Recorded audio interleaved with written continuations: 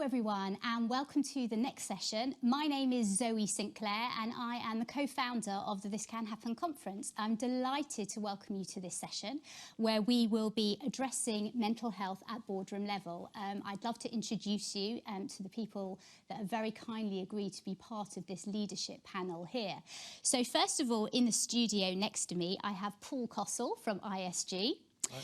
And then with me over the phone, we have Gareth Price, who's the managing partner of A&O.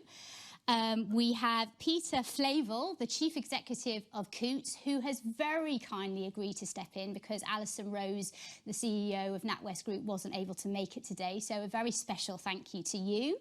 And we have Jos Kraszewski, the CEO of EMEA, of Mediacom and Global COO. So welcome to you all. Thank you so much for joining us today. We do encourage everyone to send in questions.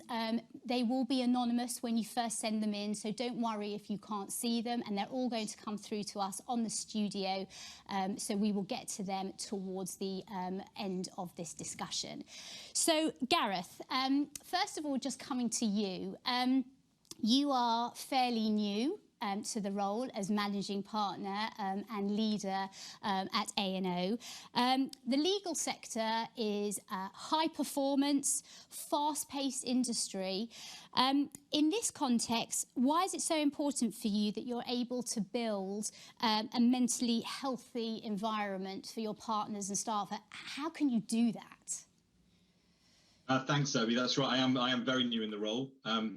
I was just saying to Peter before we went live that, this is my normal. This is all I've ever known, whereas you're all living a bit more of a new normal around current working conditions. But, it's precisely because the legal industry is high pressure and high performance that we're focusing on the mental health of our partners and staff. Our people are right at the heart of our business, and our clients really only come to us for intellectual agility and ability. So in some senses, we're quite literally selling minds. But if you think about the mental health continuum, there will always sadly be some people who are experiencing poor mental health. And what I've learned in the short time I've been in my current role is that our HR team have done a simply fantastic job of ensuring that they have all of the appropriate support. But the truth of it is, I think, is that the majority of us are always somewhere in the middle for most of the time. And so the opportunities for our business is really around unlocking that potential. How do we help our people flourish, or put it another way, get more people into a state of flow more often? My contention is that starts with us. We need to speak out to create an agenda of change. We need to speak out to create a culture of openness. And by doing that, we'll normalize conversations about mental health. And, the benefits of this go way beyond our own organizations, because I think, it's probably obvious to everybody, but mentally healthy people will be able to contribute in far more positive ways to their lives outside of work and to their local communities. Yes, absolutely. Thank you for that, and a great introduction. And I'm going to be coming back to you in a second. But first, I want to come to Paul. Paul, you are the CEO of ISG, a very big construction company. When we think of construction, we think of health and safety. And I think that's a very big thing. Health and safety pledges, etc., etc., etc. But you have come to a fairly new realisation about this concept of health and safety, haven't you? I have. Been in the construction sector for 35 years, and it's fair to say that our sector is obsessed with safety. We have obvious physical risks that are obvious to everybody, and we've got exemplar standards on safety. But the bizarre thing is that we have far more fatalities through poor mental health than we do physical injuries. And I'm embarrassed to say that up until probably 3-4 years ago, that wasn't on my agenda and most construction businesses' agenda. So it's come to companies like us relatively recently. And why has it gone on your radar? I think some credit goes to the younger generation, to be candid. I think I was of a generation where we were taught to be tough, to to suck it up, move on. And then the younger people in the organisation are far more able to be open and honest about their feelings. And I think just the general awareness of mental health in society has become far more, it's okay to talk about it. I think the other thing that construction has suffered from in the past is that we're 80% male as a sector, and guys are just generally not as good at talking about their emotions as the ladies. So I think we've suffered from that machoism, but that's slowly breaking down. But absolutely, the younger generation are making the older generation, which I am, realise that we have to shift our mindsets, and it's as important, if potentially more important, than the safety side. Yeah, really interesting. And you picked up on a couple of points there, young people and men. I'm going to come back to both of those points in a minute. But first of all, Peter, I'd love to come to you.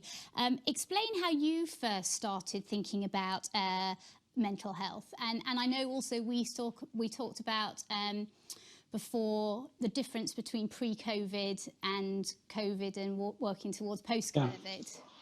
Post-COVID, yeah. Thanks, Zoe. Look, around 5 years ago, we wanted to start thinking about our culture and improving our culture. And so we set up 13 employee-led networks under the Respect, Diversity and Inclusion Council, which were from the ground up, people volunteering to get involved in what we ought to be doing across BAME, ethnicity, LGBTQ+. We had one of those 13 was mental health and well-being, and one of our middle-aged male bankers, Miles, offered to lead it.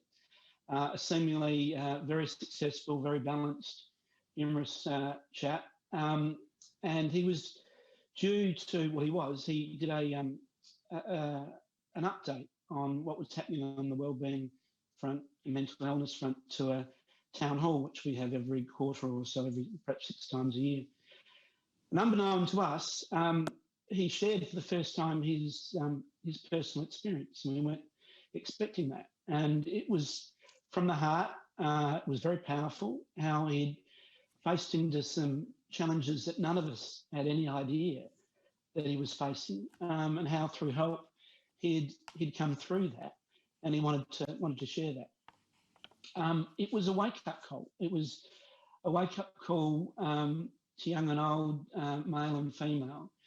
As a result of that, we set up mental health champions. We now have over 100, where we train people to be first aiders, to be first points of call, so that when someone is struggling, that they have someone who's not their manager to go and talk with. But these champions also help train our team leaders as well. So our team leaders have been through all of those. We have a hub, so you can go into the hub and there's lots of online resources. One of those resources is the listening lounge. So if you want to share your story, you can go in and share your story. And for some people, that's quite cathartic. There's no obligation to. But those stories have really taken away have taken away a large amount of the stigma of opening up. And particularly because Miles is, I'll get up my broad brush, but a middle-aged bloke, right? And that would, it was just very, very powerful. So we've now done that bank-wide. So we had over 100 in Coots, and now we've got over 800 across the NatWest group, and we're aiming to get that to 1,200 next year. So that's been a journey for us over the last 4 to 5 years. But what we've noticed now is through the being locked down, that in financial services, we're now working virtually fully from home. And we're doing things at home now that we never would have allowed our staff to do previously, trading and client confidentiality, lots of things that we said we'd only ever do in the bank, we now do at home. That's going to mean that we're going to have more people at home into the future. And I'm going to work out what percentage of that is. But what we're finding, and went through a recent study done by Harvard and NYU of 3.1 million diaries across 16 metropolitan areas, Zurich, London, Washington, New York. So 3.1 million diaries. So through COVID, it's 13% more meetings, 13% more people attending meetings, and the length of the workday has increased by 8%. And that's not taking into account the saving of commuting, so it's more than 8%. So our people are working harder, and I do think that the commute tended to top and tail the day for many people. And maybe you decompressed on the way home from work, but it certainly was a tailing, a bookend of the day. And now it's just 2 or 3 steps from the kitchen to where you work. This delineation between what's work time and what's home time is something we're going to need to get our people comfortable with, in saying, actually, after dinner, I know there's always going to be 1,000 emails to answer. I'm not going to do that. I'm actually going to have my own time. I'm actually going to have my family time, and to let people know it's okay during the day to go and have a walk, to take a break. And so we're spending a lot of time now I was doing weekly staff calls, we're now fortnightly. I thought people would get sick of them, but no, we're getting 90% of people calling in, and we're very much focused on making sure that people are being kind to themselves and kind to people in their teams as well. Great. Okay, thank you. Another, really setting the context. Okay, so we've heard from law firm, construction firm, banking, and now, Josh, I want to turn to you. Big media company. Why is mental health such a focus for you?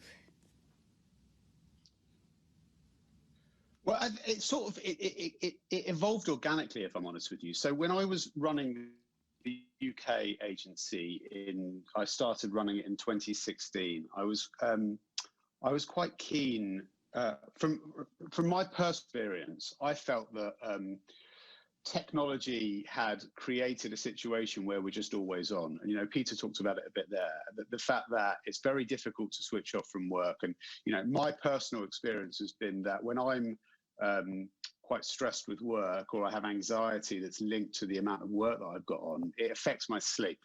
And I like, if I'm suffering from, I'm sure lots of other people are suffering from that as well. And maybe, actually, we give people a bit more flexibility, we give people a bit more headspace. And so it really evolved. It started from when I took over. I was like, right, I want to create a situation where we can create flexible working for everybody immediately. So I sort of announced that to everyone and said, look, guys, I want you to work, as long as it's within the contractual hours, where you want, the hours that you want to work. The one thing I ask of you, though, and this was just a UK operation, bearing in mind it wasn't global.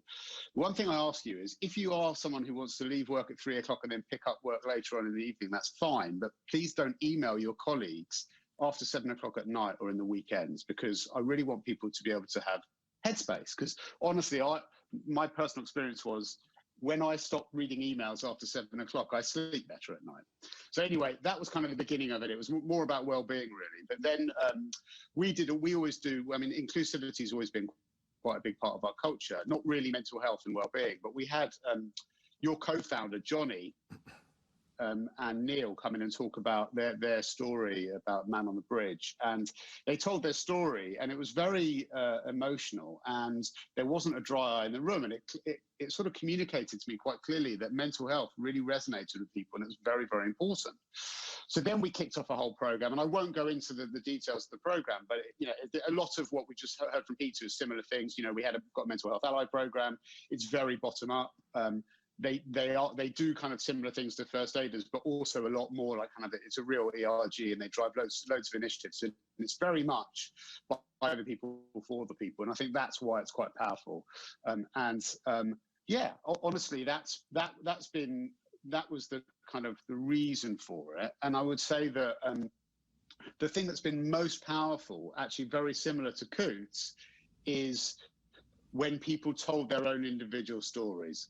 Because that was when that was the kind of thing that literally changed the culture overnight and made it okay to not be okay, and actually made it quite, brave people who would stand up on stage and tell their story were heroes. And actually, suddenly, toxic masculinity went out the window, because it was cool to show your vulnerability. And, actually, we would put our mental health allies front and center when we did events. We promoted people who you know, it wasn't any coincidence for people who stood up and talked about the stuff that they found difficult. And yeah, I mean, the business is, the culture of the business has really changed as a result of that thing. And since sort of taking on more of a global role, have you continued to roll that out globally? Have you seen changes from region to region? Yeah, it's funny. I mean, since I did that, since I was running the UK, I've had 2 jobs and sort of they've merged into one now. But I became the EMEA CEO, and now I'm the global COO, and I'm still looking after EMEA. But when I took over the EMEA CEO job, it was really interesting because I said to my central team in EMEA, I said, look, I really want to do everything that we did in the UK from a mental health perspective. I want to do it in the rest of the region. And I was told, yeah, it's not as relevant. You know, my team would sort of said to me, it's not as relevant there. And I was like, okay, that's interesting. Mental health is only relevant in the UK. That's strange. Anyway, I sort of ignored them. And when I traveled around, I'd sort of talk to markets and say, you know, this is something that's really important to me. And it was the markets that I was told it was least relevant that it was most relevant, actually, you know. So that was the thing people really wanted to talk about. And but I think, you know, I'm an anthropologist. Like, I studied anthropology when I went to university. So I kind of understand the need not to be too UK centric about the way you approach things. And so, you know, and bearing in mind the idea that these things are most powerful when they're driven by the employees, I think it's really important to be able to create a framework that people can utilize everywhere. So, for example, we are doing mental health allies everywhere in the world now. We are using a partner that we can trust, but it's a framework that can be adaptable for the local markets to really own themselves and then be able to make relevant in their own business. Because whilst we're a global organization, every market has its own culture and has its own kind of shtick. And you want them to be able to take ownership of it, because that's what makes it most powerful. So I think it's a balance of having a framework for people to be able to take advantage of, but empowering them to do it in the way that they want to do it. Yeah, no, okay, I get that. Really, thank you for that. Gareth, coming back to you, you mentioned wanting people to sort of be on the flow, on your continuum more often, and effectively helping them move up the, you know, the mental health continuum that you mentioned. How can leaders help people do that in practice? Thanks, Zoe. And you're probably going to hear quite a lot of what Josh and Peter have said right now, because the piece that Josh was talking about the global framework and then local ownership is absolutely vital to get this embedded. This isn't something that you can just do top down. And also the stories of participation, the power of the story when you're trying to get change is something that I think we all undervalue, but certainly through inclusion conversations, through wellness conversations, I think it's come home to all of us. But I think in A&O we've sort of focused on three areas to try and help people get into the flow more often. And so the first one is cultural. How do you get a culture of openness? How do you build trust? How do you have nurturing relationships? And this is vital because people have to be able to be themselves at work. If you're expending unnecessary energy pretending to be someone that you're not, that is just simply not sustainable. And eventually it will take a toll on your mental health. That is inevitable. The second piece of this is, and I think this has come home to all of us in COVID, we're social beings. We need to connect with others. So relationships are team are vital. And that picks up a lot on what Josh and Peter were saying, I think.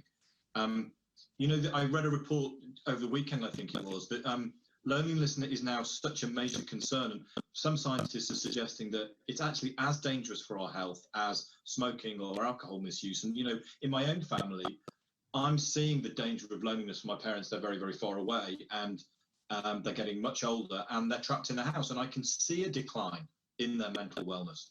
My brother and I are trying to take steps to combat that. But, when you think about in the workplace as well, thinking about those individuals that might be living by themselves, where they were really getting a huge amount of social cohesion from the workplace, I think is critical as well. We ran a survey recently where we asked our people to rate the degree to which they feel that their teams are supporting them, just really to get some data that backs up Josh's point, I think, just to make sure we're doing the right thing. And what was interesting is that 90% of the people agreed or strongly agreed with the statement that they were feeling supported. But the most interesting bit for me, that those that strongly agreed were 4 times more likely to report positive mental wellness. But those who strongly disagreed were almost 10 times more likely to report negative mental wellness. And I think this really goes to really emphasize Josh's point, is the power of that team, the power of the support network around you really does contribute to your ability to stay in the flow. So supportive teams, strong networks, we think, create the space for people to work hard and thrive. And what I just wanted to pick up on something that Josh mentioned as well, if I may. We misuse the word work. Work is an activity, not a place. But so often people talk about going to work to mean going to the office. And I think, Josh's initiative right from the start, I think he said in 2016, of saying to people, work where you want, but be empathetic, be understanding of other people not working in the same way as you. That's absolutely vital as well. That little bit of kindness in how we go about things. The second thing I think I'd highlight about trying to move people more into the flow for more of the time is you need to provide everybody with the awareness and the knowledge that allows them to accept personal responsibility for their own emotional well-being. It's a personal choice to accept that responsibility. There's no magic formula, and every individual needs to discover what works for them. So we have these global programs, as Peter and Josh were outlining, but then we leave it to the individual to choose where to get to. So we have opportunities to learn about mental health from lots of different types of expert. And they all offer slightly different perspectives, because what works for one won't work for another. We have access to proactive interventions ranging from one-to-one coaching to mindfulness tools and apps that our people can download and to try to get themselves recentered again. And all of this is aimed at helping people to unlock potential, perform to the best of their abilities, and be the very best version of themselves.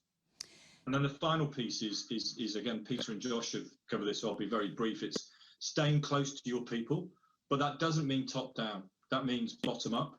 That means creating the environment in which these support networks can exist. So mentoring programs, developing high potential, supporting inclusion, performance management approaches that include regular informal check-ins between line managers and their direct reports, training our people managers to spot early signs of mental distress so that we can intervene and try to prevent a crisis, try to prevent getting to the point where things have escalated, running regular surveys to check how effective our interventions are, and then changing them if we're not getting the feedback that we're expecting. At the moment, it seems to be going quite well. We kicked off a different series of surveys through COVID to try and understand how our people were really feeling. And there seems to have been an improvement, actually, relative to pre-COVID, in the proportion of people reporting positive mental wellness. There is an increase I think, in people reporting more serious issues with their mental wellness, because I think, and this I do think comes down to loneliness and the stress that comes with it. Okay. Yeah, just on that, Gareth, if I can, our numbers are the same, so that if people are reporting that they're handling it better, they're getting better at it.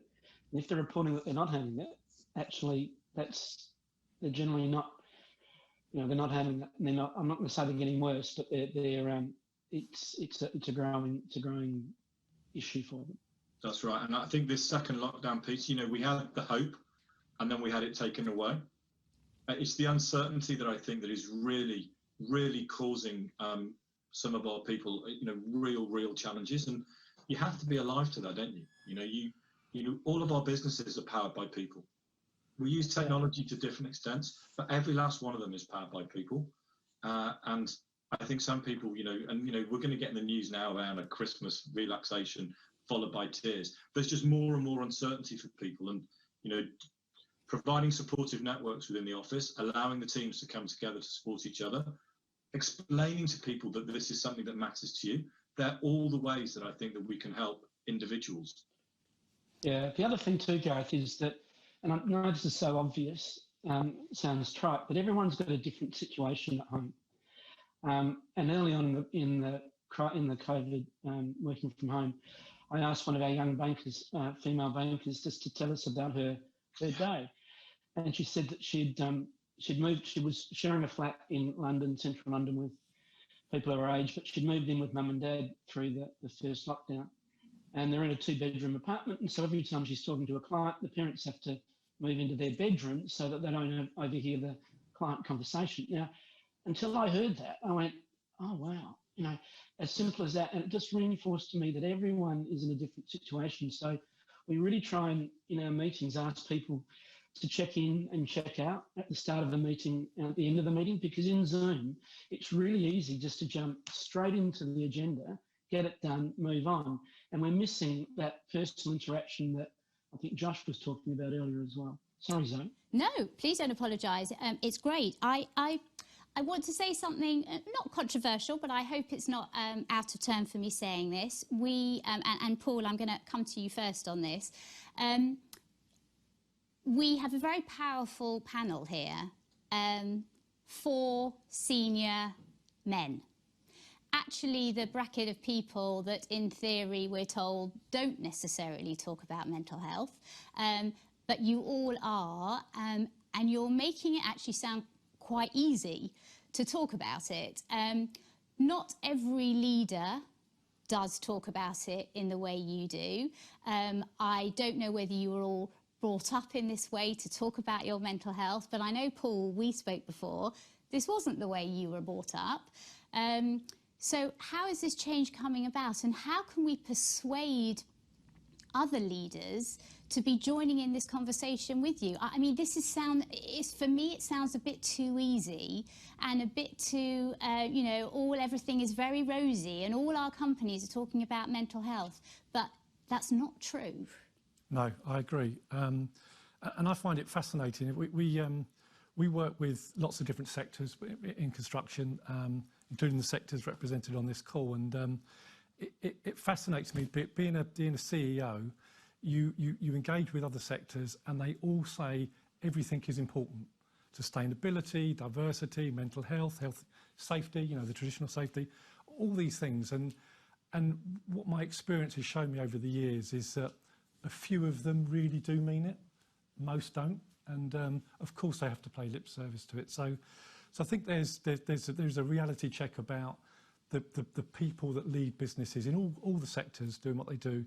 How many of the leaders really do mean it? The other point, fascinating listening to that, is that I actually, my observation over the last 3 years is that mental health is cultural in a business, and culture is set from the leader.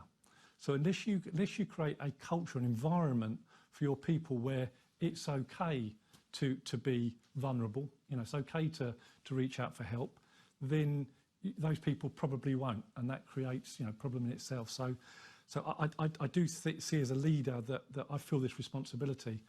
Am I equipped to do that? Not really. It's something I'm learning. I'm learning from this call. It's not natural for me. I have natural skills, but they're probably not in the empathetic, sympathetic world. Mm-hmm.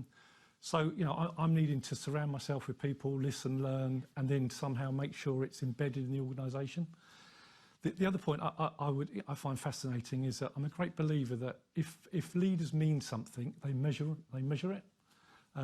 We measure cash, we measure sales, we measure safety stats, but we don't yet really measure tangibly mental health. We do the surveys, we do the pulse surveys, all those sorts of things, but where is that tangible metric KPIs that you actually are putting the finger on the pulse? So I do think we're evolving. I think all corporates are going to say they're interested, that they're doing it, but how effective we are, where's the evidence to really challenge it, how effective we are collectively? Yeah, and Josh, how do you measure? How do you measure your success? It's a great question, and I'm really pleased that Paul just brought that up. I mean, I think I'm going to answer the first question as well as this one. So the first thing I was going to say was, I think that it's not a very natural thing.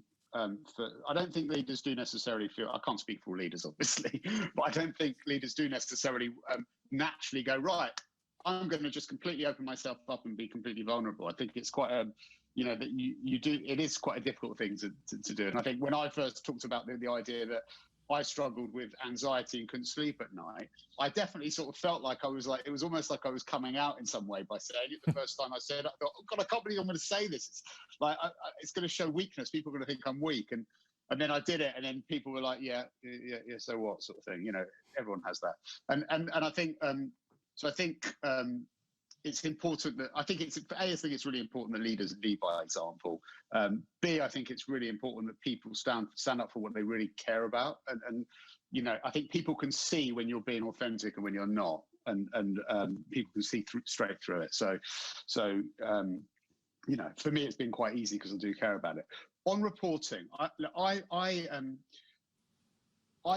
believe that the focus that we've had on mental health has had a direct impact on the success of our business, first and foremost. I didn't do it for that reason, but I did want our company to be a company where people thrive. And I think, you know, Gareth was talking about flow. Flow is critical. You know, I could talk about flow all day long. I think that is fundamental to people thriving and to people feeling resilience and so on and so forth. And I think flow is a really important thing to focus on.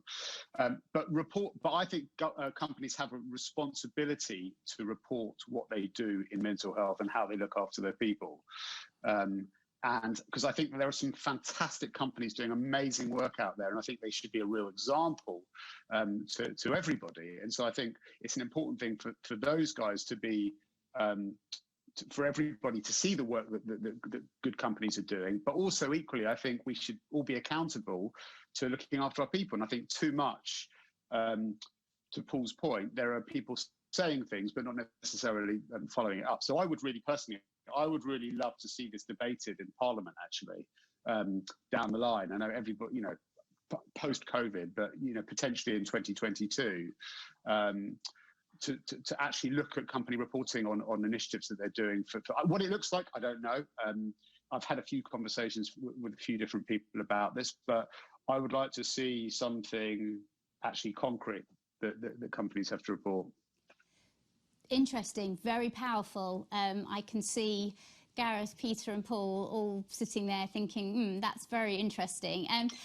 We're going to go to some questions that audience members are sending in.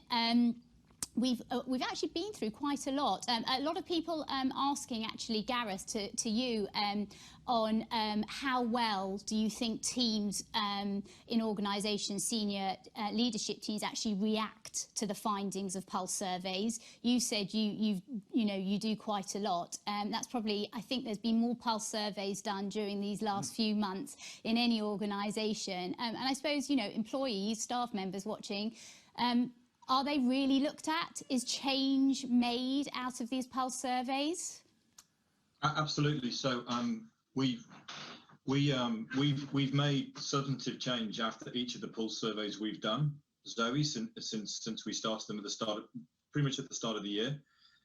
So, for example, in terms of equipment provision, you know, it's from the president to the equipment provision that we were making available to people working from home, where, you know, we probably didn't take into account local specificity enough, where it is different depending on the country or the city that you live in. And to Peter's point, some of our young people, if they're sitting on the end of their bed with a laptop, because that's the only space they've got, you know, what can we do to help them? And so trying to get a bit more specific, reflecting local conditions.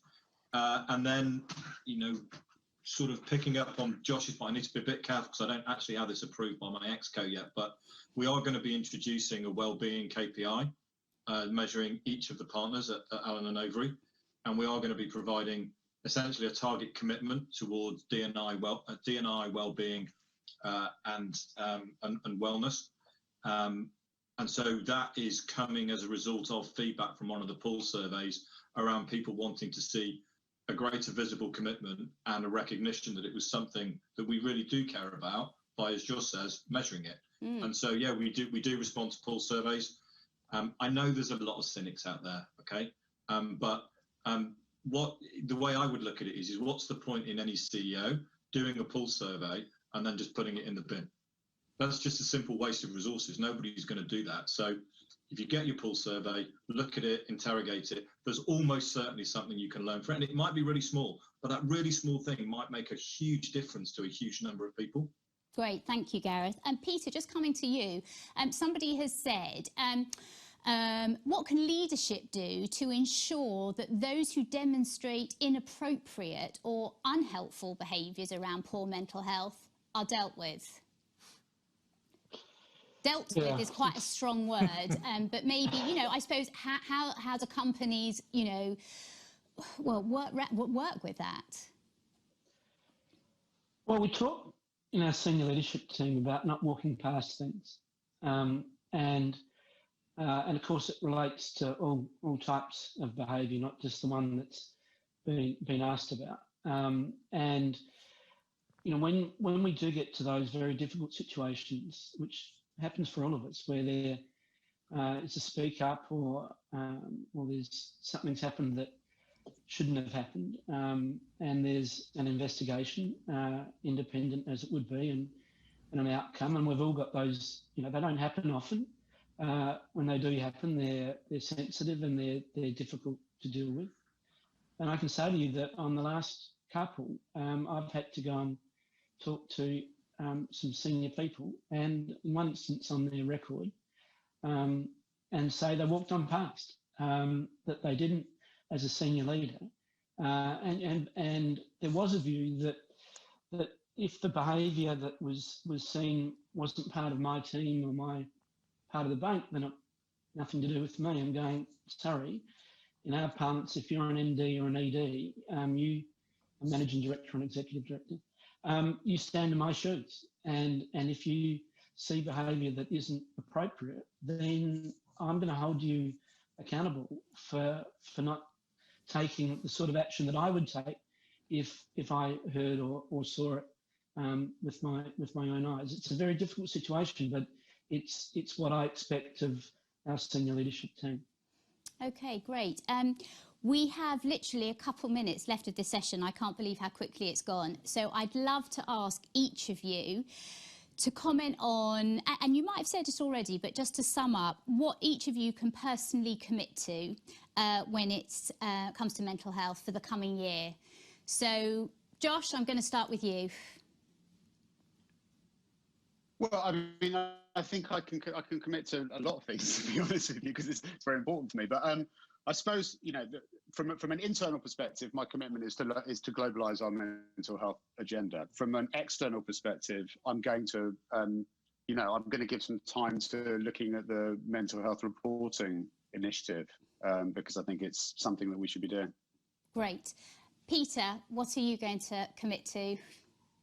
Well, something Josh has said earlier is making me think, you know, we're just going through an executive health quite extensive one with Alison's team, and we're tracking lots of things, and wearing a ring and all the rest of it, and tracking sleep. And there are some things that I need to address in terms of the variability of my sleep, because it is variable, and I can see the triggers as to when it's not good, well, when it's less good, and when it's better.